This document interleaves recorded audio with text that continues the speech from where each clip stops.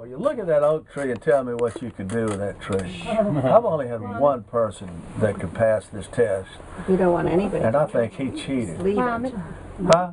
Climb it. Climb it, you could do that. What if you were going to harvest it? What would you use it for? Oh, oak furniture. You got it. Make a boat. Look at the limb. The live oak tree was the perfect boat to build wooden ships out of. And the plantation owners didn't want them because they were the root go out all the way. I guarantee you the root of that tree is under this bus somewhere. So the plantation owners didn't want the trees, but the trees that were left on the island were the trees that were too big to cut 300 years ago. That tree was too big to cut 300 years ago.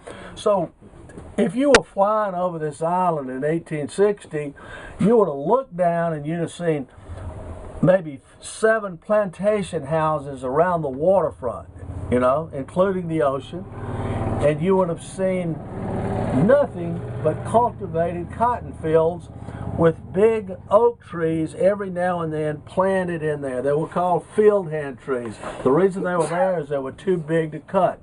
All the other oak trees were cut to build ships out of. They came on these islands and they set up a shipbuilding factory. The plantation owners gave them the trees because they wanted to get rid of them. The big trees were left. They couldn't get them up. So let's just move forward in history. Now it's 1880, right? You're a black family. You got the first job you ever had. You got money. You can build a house. You live in the middle of a cotton field. Where would you build your house? In the middle of the cotton field. Under the oak tree. Under the oak tree. The heck with the lightning. You want the shade. So you find a big oak tree. You find the big kind of field hand oak tree. You go find an oyster house under it every time around here. And so that's what they did. They ran to the trees and they built the house. This particular house is really interesting to me, though. It was owned by the undertaker. And the undertaker was married to the midwife. She brought him in and he took him out. And I like to turn around when I do this because I like to see people's faces when I get to this part I'm getting ready to get to. Well, first of all, the undertaker had a house that looked just like that house that sat right there, full of coffins. And the coffins he made himself out of pine. And all the coffins, you'd see a lot of the coffins would already have names on it because you'd want to know what you were going in when it was time to go, right? You might have Flossie written on one, or Susie or something. So I'm doing this tour one time with my buddy Jake. And Jake, you know, you never knew with Jake. I mean, when he quit drinking, he didn't talk that much. When he drank, he talked a lot. But Jake was riding around on the bus with me one day because he could fix anything, and we had a whole group of people, and the bus was sputtering, and he was going to help me.